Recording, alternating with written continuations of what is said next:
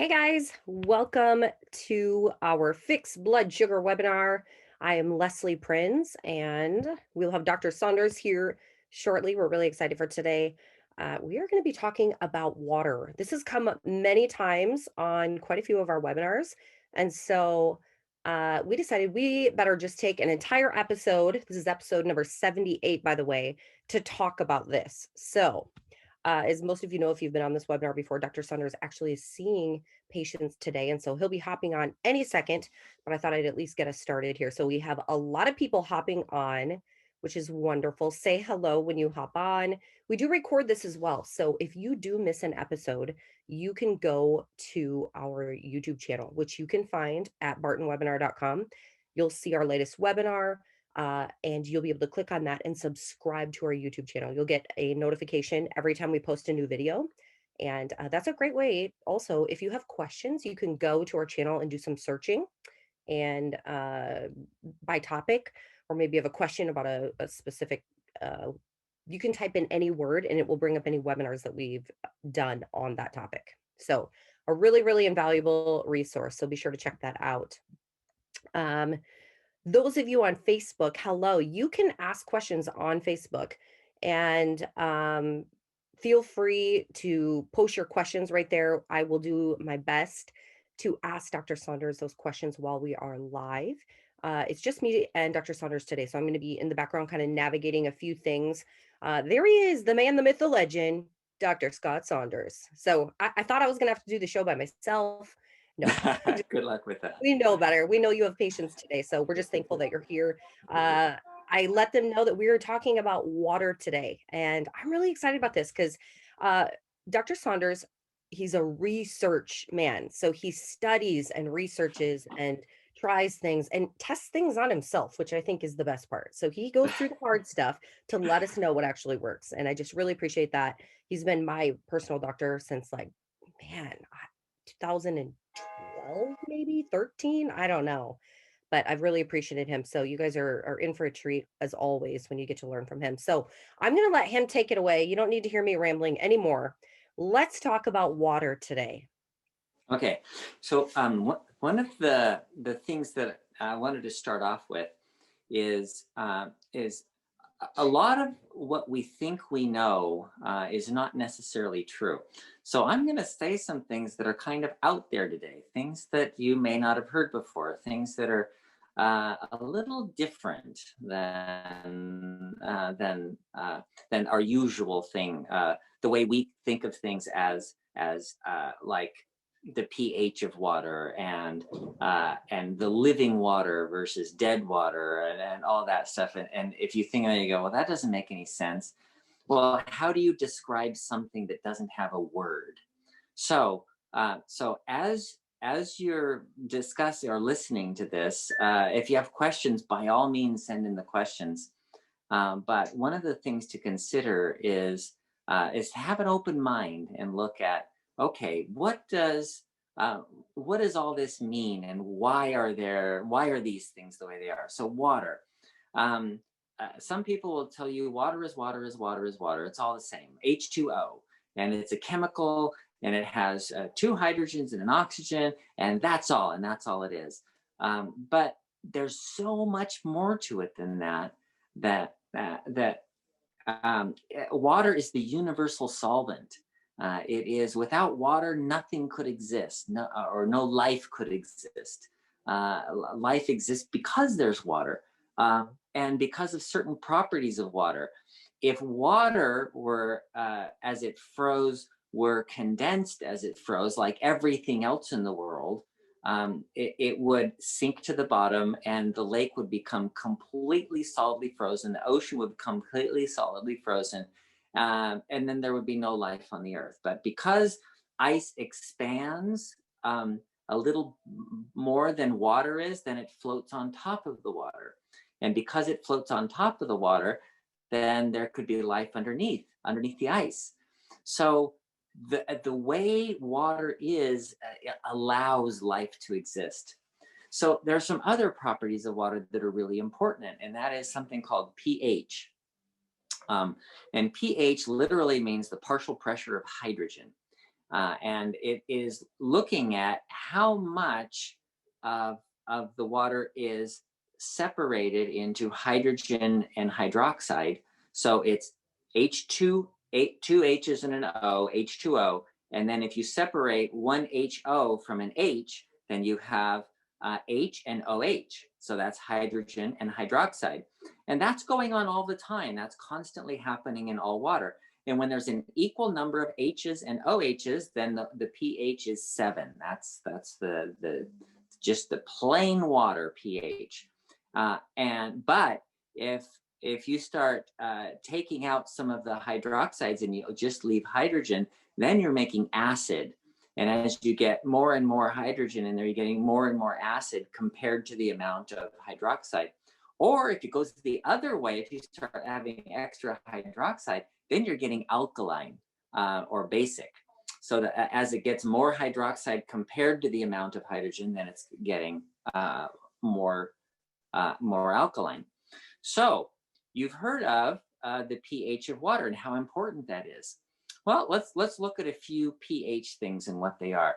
There's acid in your stomach. What does that mean? Well, there's a whole lot of hydrogen compared to this hydroxide. And in the stomach, it's a pH of 2. So what does that mean? Well, a pH of 1, well, 0 ultimately, but means there's no hydroxide left. It's just pure hydrogen in the water, and you don't really reach a pH of 0, but you can get close. And what that means is that's super acidic.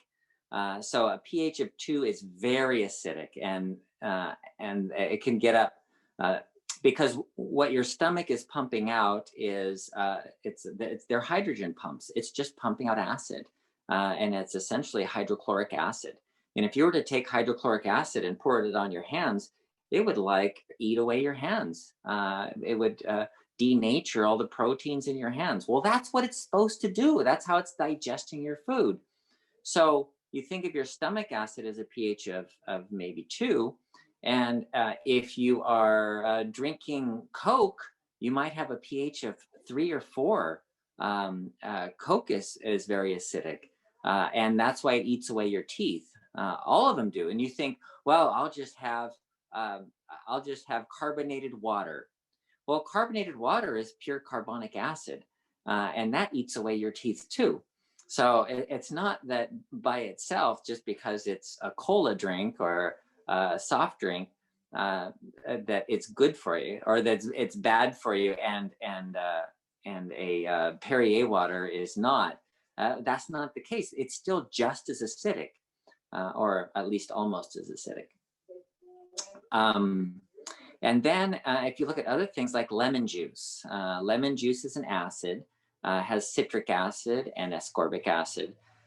And then you have acetic acid, which is vinegar.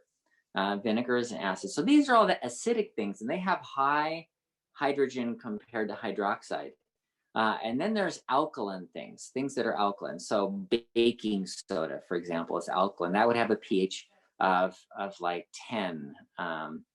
And things that are very alkaline, like sodium hydroxide, very alkaline, like a pH of 13. 14 is the highest, a pH of 13, would completely eat away your hands.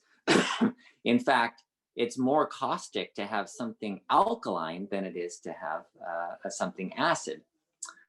So what does that all mean? Well, you've heard of water. You need alkaline water, right? So that your body's more alkaline, because your enzymes in your body work better in a slightly alkaline environment. So we think of the body as a neutral pH, and it's not quite neutral. It's actually a pH of 7.4. You know, that's kind of an optimal range. But if you're 7.3, your enzymes don't work as well. They actually work better at 7.4, which is a little more alkaline. If you're a little more acidic, then the function is diminished somewhat of a lot of the enzymes in your body.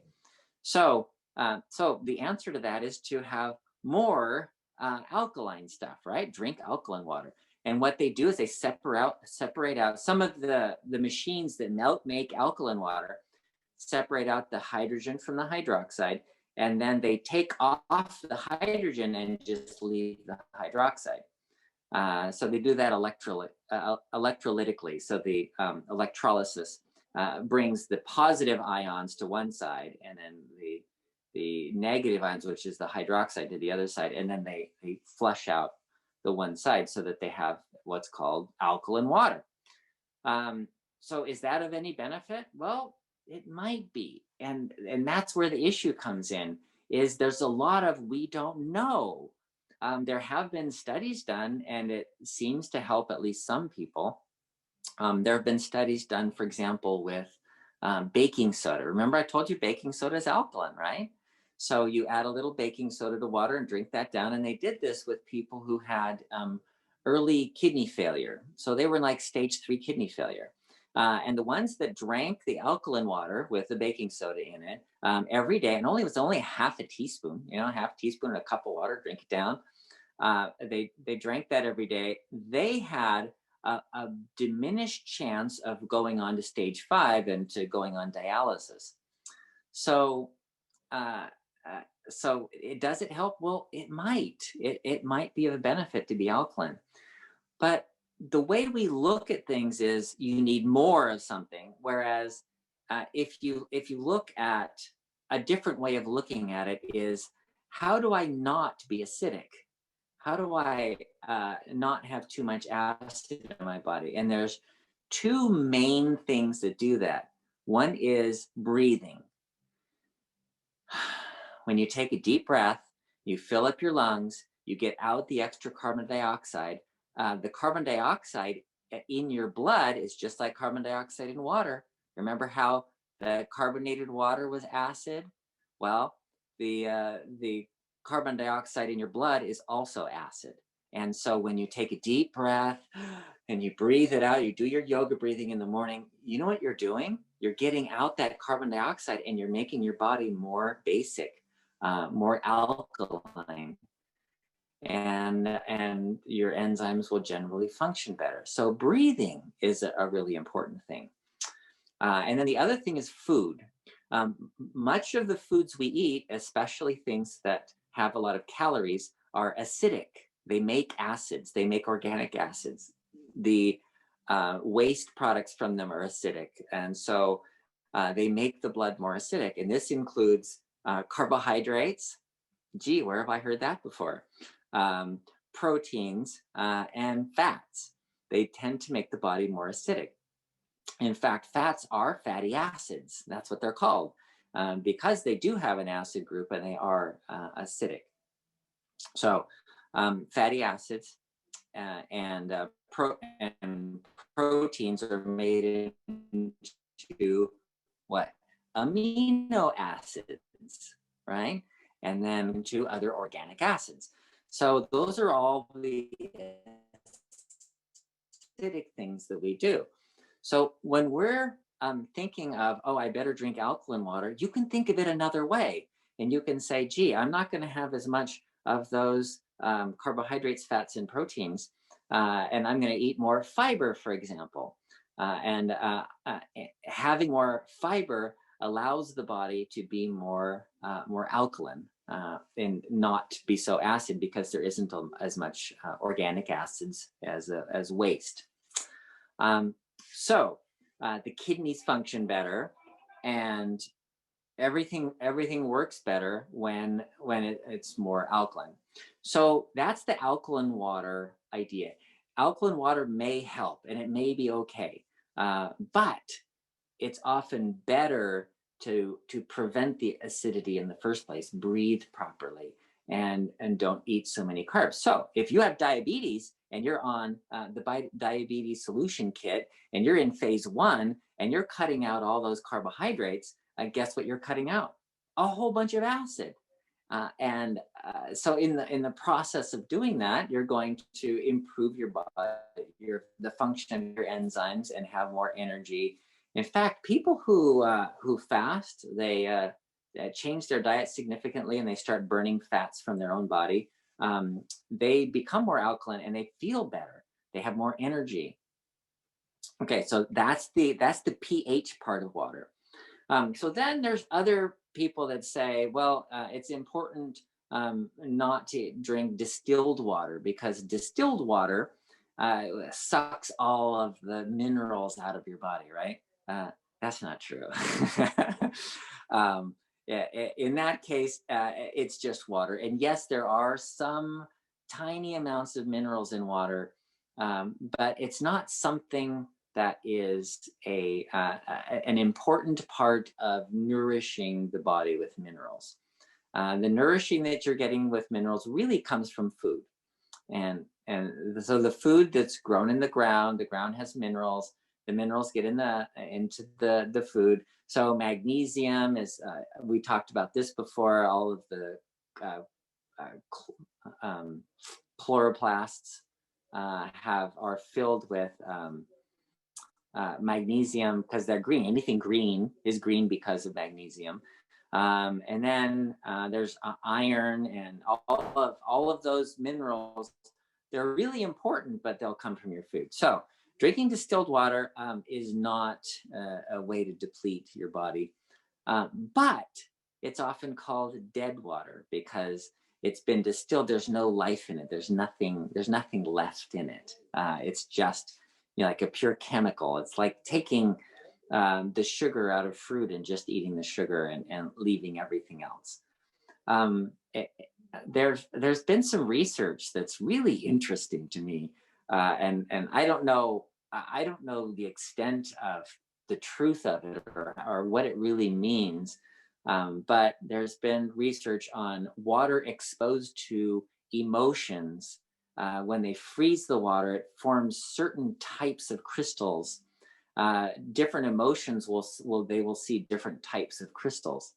Why does that happen? I don't know why it happens, but I have a theory about water, and that is if the water comes from a plant, like if you're eating fruits and vegetables and you're getting most of your water from your food, that water has been in the soil with all the minerals, and then it gets sucked up into the roots, and then it gets up into the plant, and some of the water is coming off the plant, and so the minerals from the ground are being sort of concentrated in the plant itself, and so you're eating lettuce, which is mostly water, celery is mostly water, apples are mostly water, and as these waters come, they come through a cycle, they come through the ground, and I don't know how much there is to it, but I notice that if I get most of my water from food, if I'm eating a lot of salads and celery and munching on carrots and eating fruit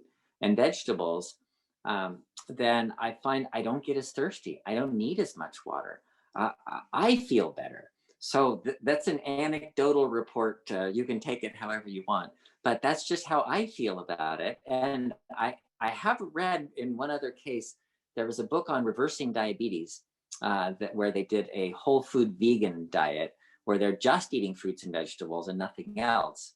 And they mentioned that they mentioned, there's more water in your plant foods and in the concentrated foods that have high calorie foods, things like hamburgers, for example, meat, um, pizzas. They're really concentrated calories. They have carbohydrates, fat, protein, and almost no water. They don't really have a lot of water. So if you eat them, you find you're really thirsty and you have to drink a lot of water with your meal, or you get really thirsty after your meal, you have to drink a lot of water. Whereas if you're getting water from your food, I think it nourishes my body better. I think I feel better and I don't need to drink as much water. That's just one thing I've noticed. So I'm not saying you should suck water out of the ground. I saw my dog drinking out of a puddle once, and it did not look appetizing. It's not something I would do. But there's something about the water coming from the ground up into the plant that I don't know. It seems to be more nourishing. I like that. So that's my spiel about water. What? That's good. I mentioned on another webinar, I was watching the Back to Eden film where he makes a garden like that resembled how the gardens were in Eden. And that's what he had said too. He said that he didn't drink much water other than the fruits and vegetables that he was growing because he never felt thirsty because he was getting a lot of water from those as well. So Very interesting. I know one of the questions that's going to come up is, for people who maybe aren't doing a whole food vegan diet, how much water do you recommend that people drink per day? Oh, that's an excellent question. So there's this myth going around that you need 8 glasses of water a day. Or I've had people come with their, one of the nurses at the nursing home has a gallon jug and it has lines on it. And this is the 10 o'clock, 10 a.m. line. This is the 12 noon line. This is the 2 p.m., the 4 p.m. And so she's supposed to be drinking that much water, up until that time. And if it gets to 2 p.m. and she's missed one, she's got to drink a lot more water to get it down. Um, Shoving that amount of water into your body is not necessarily healthy. And so, in one way, I would say drink when you're thirsty would be a good way to look at it. um, if you drink a lot of water all at once, you tend to not hold on to the water very well. Drinking small amounts of water throughout the day, you tend to hold on. So even if it's the same amount, if you take a quart of water and you just chug a lug your quart of water all down at once, then a couple hours later you'll be peeing, and then a couple hours after that you'll be peeing, and then most of your quart of water is going to be gone. But if you take that same quart of water and you have 1 cup, and then a couple hours later another cup, and a couple hours later another cup, couple hours later another cup. So you've had there's 4 cups in a quart, right? Yeah, yeah. So you've had your 4 cups spread out over 4 or 5 hours. You tend to hold on to the water. Chug-a-lugging large amounts isn't necessarily better either. So what happens when you drink too much water? Now, I've had several cases of this where one woman, for example, said she could not sleep at night because she was getting up to pee all the time. Like every couple of hours she was getting up. And so I asked her about her drinking habits, and she said, she's really thirsty all the time. And this commonly happens with diabetes. But it turned out she didn't have diabetes. So I'm like, what the heck? And so I inquired as to how she was drinking and when she was drinking and how much and all that. And she was drinking quite a bit of water a day, between 1 and 2 gallons of water a day. So I said, just try one thing. Try going a whole day without drinking water. She said, no way, I could never do that. That would be horrible. So I said, okay, just stop drinking at 6 o'clock. Don't drink anything after 6 and see what happens. And she reported back to me that she'd slept all night for the first time in years. So what happens is when you go to sleep, you make a hormone from your pituitary gland called antidiuretic hormone, anti-diuretic. It stops you from peeing. And that's what the hormone from your pituitary gland does. When you lay down, you go to sleep, then you can sleep all night long because you make that hormone, because it tells your kidneys to concentrate the urine so that you're still making urine, but you're only making a little bit. It's really concentrated urine, so that you hold on to the water in your body. Well, what happens if you're drinking tons of water, more than a gallon of water over a period of a long time, weeks or months or years, then your kidneys lose the ability to concentrate urine. There's a gradient, a salt gradient in the kidneys, and you lose that salt gradient, so you can't concentrate urine anymore. You don't need to because you're drinking water all the time. So you don't need to hold on to water, so your kidneys lose the ability to. So if you restrict water for a period of time and you eat salt, you'll gain back that gradient really quickly, and the kidneys will then be able to function and will be able to concentrate urine so that you can sleep all night long. So that's a really good question. How much should you drink? Well, drink when you're thirsty, and if you spread out smaller amounts over several times in the day is better than a whole bunch all at once. Hello. Okay, today's Fixed Blood Sugar webinar is sponsored by EasyRelief Magnesium Spray. Now, this is fast absorbing magnesium that is a topical spray that you spray on your skin. and it is vital for over 300 functions in your body. Now, the nice thing about this magnesium is, first of all, you don't have to ingest it, so you can't take too much of this. Your skin is great at absorbing only what it needs. So you spray about 30 to 50 sprays of this per day, and I personally do it 2 to 3 times a day of 10 to 15 sprays, and I do it on my chest and my legs typically. And this is going to correct the deficiencies that most people have. Now, how do you know if you need magnesium? Usually the symptoms are you have muscle cramps, trouble sleeping, if you're fatigued, if you have erratic blood sugar, if you experience any type of numbness or tingling, or if you feel down in the dumps or feeling blue. Now, those are all different types of symptoms that a lot of times magnesium can help with. So highly recommend this product of EasyRelief Magnesium. It is super easy. You spray it on. You don't have to take a pill or anything like that, and you don't have to worry about absorbing too much. This absorbs quickly. Now, this will get into your body in less than 2 minutes, into the bloodstream and circulating through. So it's a lot faster than if you take a pill with magnesium in it. So it's super important for metabolism, metabolic function. If you have insulin resistance, magnesium will probably help with that. There's a connection between low magnesium and insulin resistance. It's great for relaxation and sore muscle relief. It helps you sleep. Great for muscle cramps and achy joints. There's no sticky residue. So a lot of times if you find a different magnesium spray, it's not bonded with water like this process has done. So this doesn't leave a sticky residue at all. So it's great. It doesn't sting. It improves your mood. And there's just all sorts of different, again, there's 300 different functions that magnesium is used in the body. Highly recommend it. It's 365-day guarantee, just like anything. You can get it at bartonnutrition.com. And if you want to save 25% in addition to our already discounted prices, use this coupon code webinar25 as a coupon code. Again, that's at bartonnutrition.com and EasyRelief Magnesium. Highly recommend it. Dr. Saunders approved. It's all natural and safe. Get yours today. All right, thanks. Now back to the webinar. All right, this is good. We do have some questions that are coming in. If you're on Facebook, feel free to post questions there, or if you are on our Zoom webinar, you can post those in the Q&A. Let's go ahead and just get started with a few questions here. Type 2, anything about type 2, you're free to ask those as well. You don't have to just ask about water. This is a question from Lise. Thank you for letting me know how to pronounce your name. I love your name. I love how it's spelled. Okay, when reading the literature in the diabetes solution kit, I noticed that some statements are contradictory.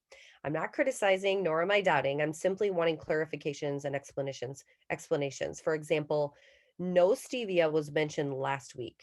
One of the first recipes in the planner asks for a packet of stevia. Do not go more than 3 or 4 hours without food during your waking hours, yet fasting is encouraged. I'm guessing it all has to do with the phases. Yeah, it'll have something to do with the phases. If you're in phase 1, then stevia, I don't recommend it personally, but some people tolerate it well. Some people are really sensitive and some people are not. So a part of that is that we're not all the same. And so if you're sensitive to sweet, then you probably shouldn't have any stevia at all, even because stevia there's no calories in it, right? So it's okay. It's not a carb, right? So it doesn't count on your carbs, but some people are sensitive. And so that's where we have that section on, you should probably avoid artificial sweeteners, generally, even natural things like stevia and monk fruit extract. But not everybody has to. Some people power through it and they do well with it. So yeah, there's what was the other contradictory one? What was the other thing? Recommending fasting, yet in the book, Oh yeah, 3 to 4 hours fasting. Okay, so that's more of where you are, because if you're going for more than 4 hours without eating, when you first start, you might get hypoglycemia. So the recommended first starting steps are eat every 4 hours or so. Eat 3 meals a day.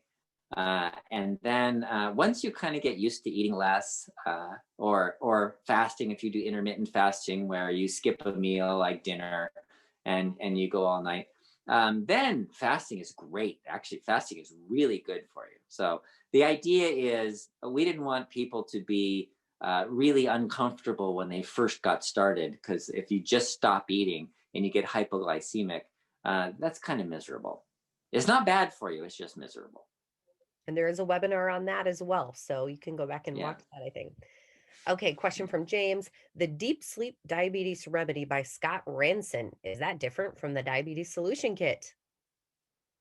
I can probably answer that. I don't know what that one is. Deep sleep diabetes remedy. I don't know. That's something I can look up and answer next time. Yeah. Not familiar with it. So they're not the same. Oh no. Well, probably not. I don't know what the deep sleep one is. By who? Who does that? Scott Ranson, Ranson.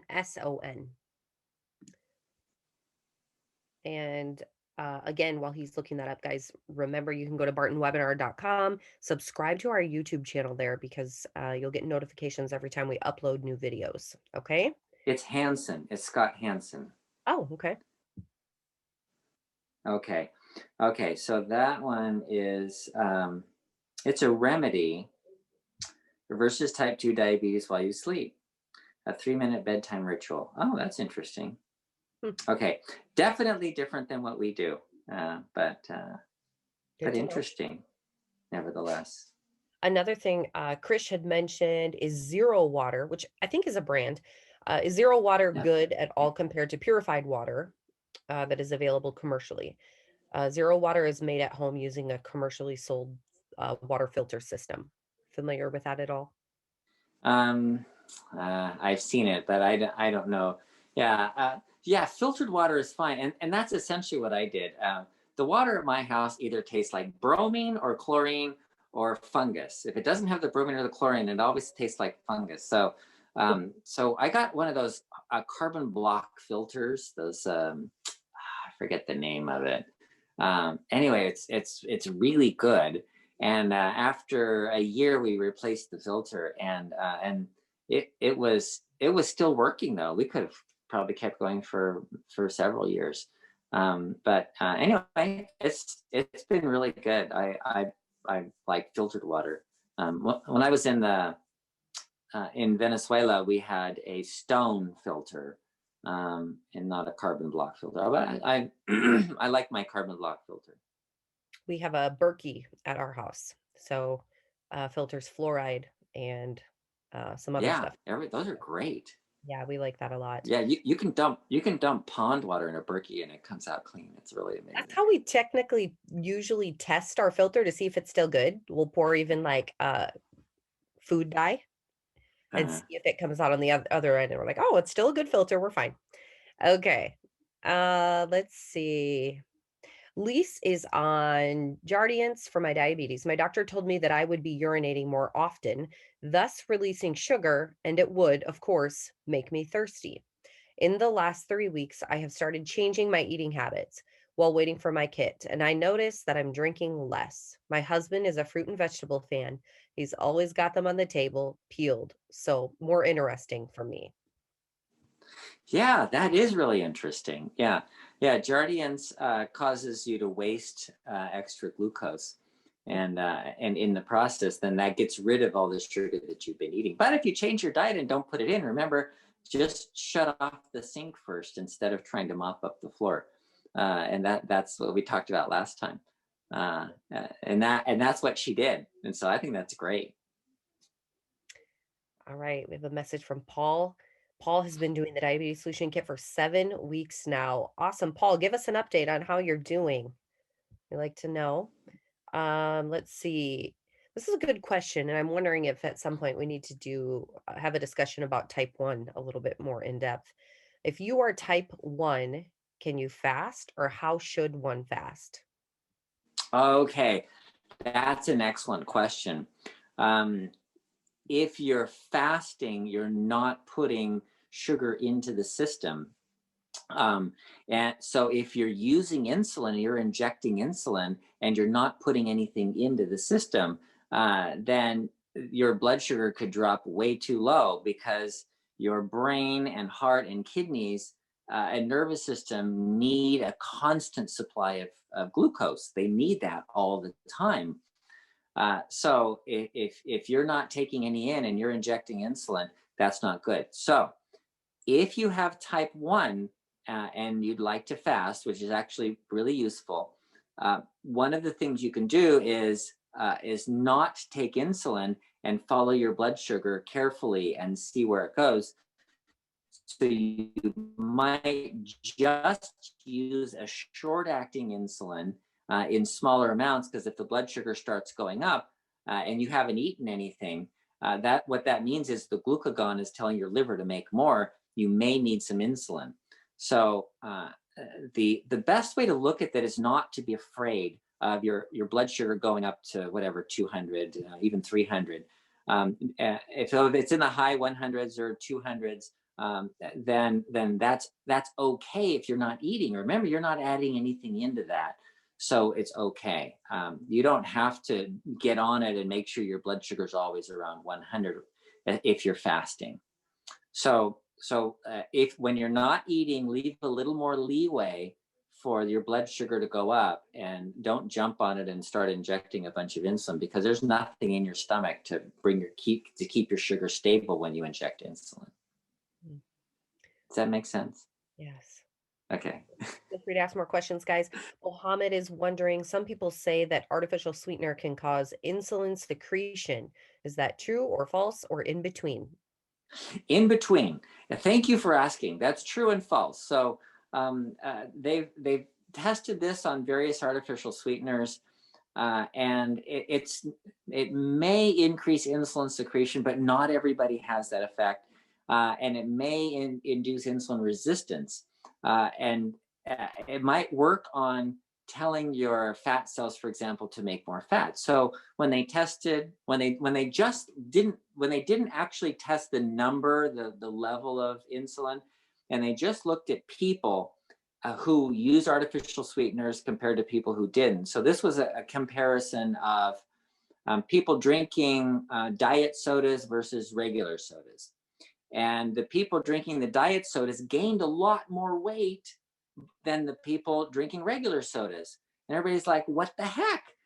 These guys are drinking 500 calories a day more than these people, and these people are gaining more weight. It didn't make any sense until they looked at that issue. So probably it's due to insulin resistance. The artificial sweeteners can cause more either insulin secretion or just making you more resistant to insulin. Okay. Krish is wondering if you're using a Brita filter. Oh no, it's not a Brita. It's dang it! I just changed it. I don't remember the name of it. It's like Pure or something like that. Okay. But it's one of those carbon block and a carbon block filter. I looked at all the different filters, and the activated charcoal is okay. But the long-term use of a carbon block filter, I liked it better. I liked the idea of it better. Okay. Another question from Krish. Much progress has been achieved in reducing mortality caused by cancer affecting several organs, but yet there is still increased mortality due to pancreatic cancer. Why? Are diabetics more prone to developing pancreatic cancer? Yeah, there may be several reasons for that are unexpected. So, for example, you have diabetes because you have more inflammation in your pancreas, and the inflammation in your pancreas. So, for example, autoimmune pancreatitis can cause diabetes, and then that inflammation in your pancreas leads to you're more likely to get cancer in the pancreas. So it might be like not a direct effect because you have diabetes, you get cancer, but because you have inflammation, you get diabetes. And by the way, you're also more susceptible to getting cancer. There's one other thing that might be a large factor. You know, we have that supplement called CinnaChroma, and we put selenium in it. And so why would we put selenium in it when selenium doesn't have a direct effect?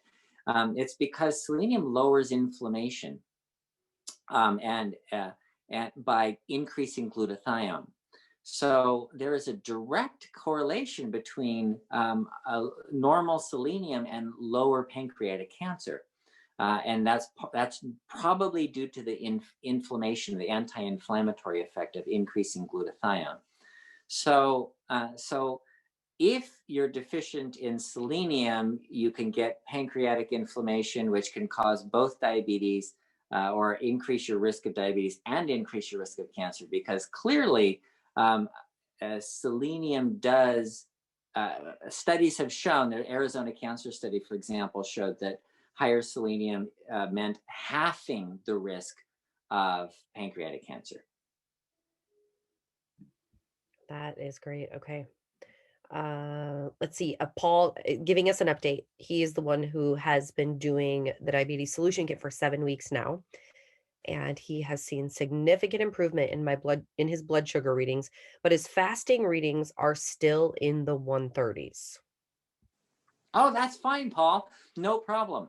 That's the fasting one is your blood sugar drops down and then it reaches a steady state because that's where the set of your pancreas is. So your pancreas has two hormones. We think of just the insulin from the beta cells, but there's another one called glucagon, and there's a balance between them. So you just haven't reset the balance yet. It's okay, because as your blood sugar drops below 130 or probably below 100, which is normal. Normal should be 70 to 90. But as you're dropping below 100, you probably start releasing glucagon that tells your liver, oh, make more sugar. So overnight, your blood sugar is going to equilibrate somewhere in the 130s, and that's okay. Okay. He's also wondering when he can expect to go to phase 2. Okay.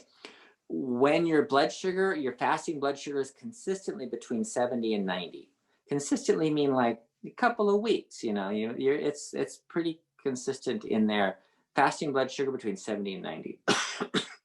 All right. We have a question from Marlene. I ordered the solution kit with supplements, started taking the supplement 1 time a day with my first meal. I am drinking bulletproof coffee and not eating from the night before from about 8 p.m. until the first meal at about 1 p.m. or later the next day. However, I get sleepy after eating when I take the supplement. So I am off them for now until I am doing the diet better or whatever I need to do. Why am I getting sleepy? And is this type of fasting okay? I am insulin resistant. Yeah, okay, that type of fasting is great. The optimum place to be for repairing your body is to move that and eat breakfast and lunch and skip dinner. So instead of skipping breakfast, skipping dinner is actually a better thing to do, because that's when you release the cortisol. Cortisol is a glucocorticoid. That's a sugar hormone, and so it's important to get started in the morning with eating. So if you're going, intermittent fasting is a great thing to do.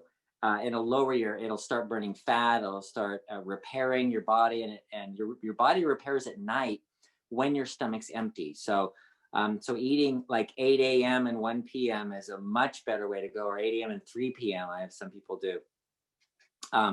And then not eat dinner is a better way to do it. And you may find you sleep better when you don't eat at night. And when you sleep better, you get more deep sleep, then you won't get tired during the day. I don't know if it's the supplement that would be causing that, because if the supplement drops your blood sugar, you may be getting tired just because of hypoglycemia. Your relative amount of blood sugar is low. So there's more than one possibility. But the second part of your question is, try moving your window of eating to like 7 a.m. to 3 p.m. kind of thing. Our next question is from Tamer. I hope I'm pronouncing that correctly. I'm type 1 taking Novarade Atlantis. Before I was taking 12, 15, 12 units of Norapid. I should probably have you look at this. And 18 units of Lantus after I stopped eating sugar, meats, rice, bread, macaroni, and I only eat vegetables, fruits, and proteins. I reduced my insulin to 800 and Lantus to 18. Wow. And my sugar level is perfect, except at night it always goes as low as 50. So any advice?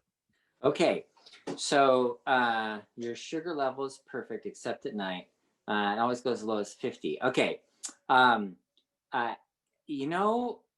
it's okay for blood sugar to go as low as 50. So they did a study on rats, and they brought their sugar down to 40, and the rats were all laying around going, they were miserable rats. And then you miserable rat. And then after about 3 days, though, the fourth day, they're up running around and they're doing the treadmills and they're doing all their stuff and they're acting like normal rats. So they did a biopsy of the blood-brain barrier and found they had 10 times the glucose transport proteins. And so they were feeling perfectly normal because now they had the ability to use a smaller amount of glucose because they had more glucose transport into their brain. So the blood sugar going as low as 50 is not really, there's not a problem. And if you're staying, ideally between 70 and 90 is optimum, but you get more benefit when the blood sugar drops low. So that's why I said it might be miserable, like the miserable rats, to have low blood sugar. But if you feel fine and your blood sugar goes as low as 50, that by itself isn't a problem. Yeah. Okay. And the fact that you've lowered your insulin that much is awesome. That is really good. And you may want to decrease your Lantus, the long-acting insulin. You may want to decrease it. Just like lower it to cut it down to 10 or something and see how you do. We do have a question. What would 50 be in Canadian terms? 50 would be like 3.5 Okay.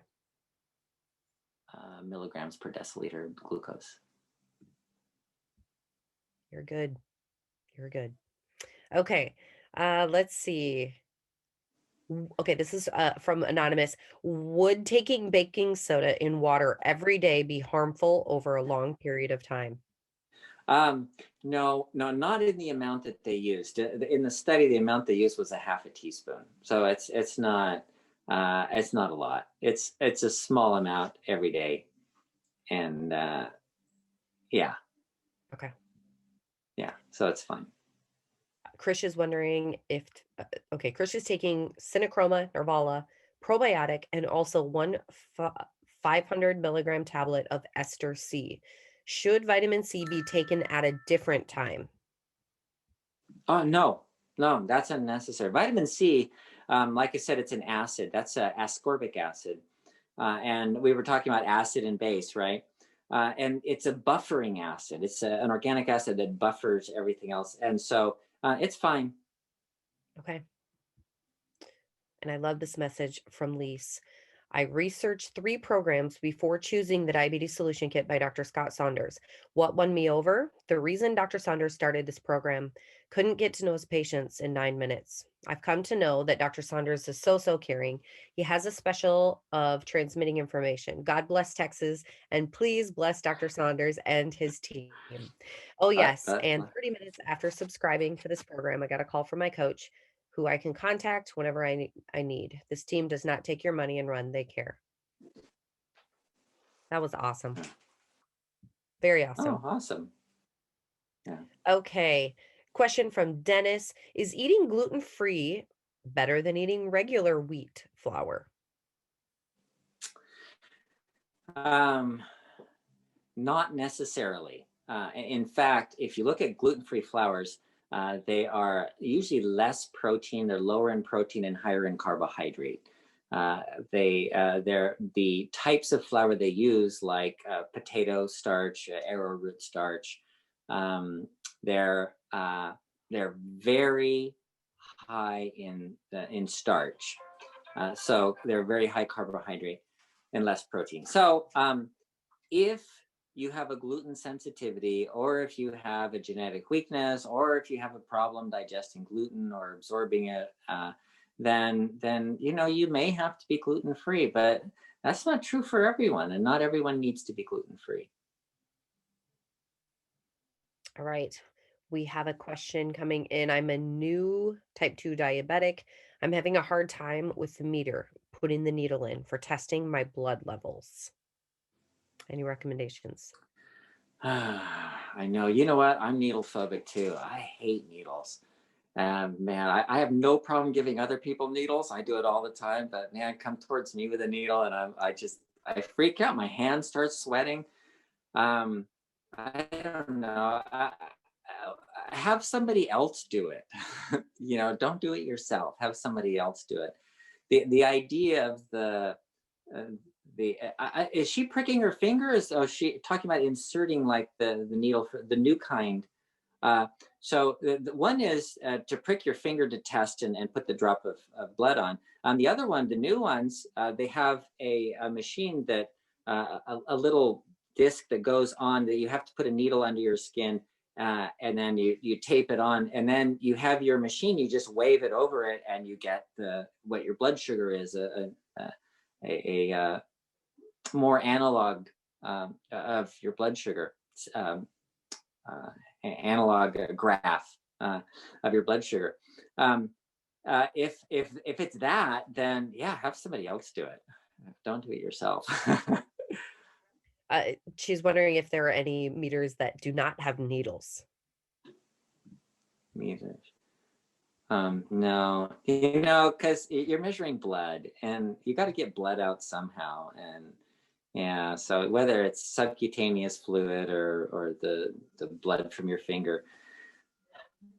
Yeah, they do have ones they say are needleless, but either way, you're still having to get a little bit of blood out. They have the microliter ones that you can use instead of your pricking your finger. You can test on your arm, but even then, they do have small needles. They're supposed to be better. I don't know. All right, you guys, we got through our questions today. What a great webinar. Dr. Saunders, do you have anything that you would like to say to wrap us up today? Yes. So about the water, we were discussing different types of water. One thing that I didn't talk about was filtering water. And we talked about distilling water. And is that bad? No, it's not really bad. It doesn't really deplete you of your minerals. But what about filtering water? Well, filtering is probably a good idea. There's a lot of things that are put in water that are really important for us.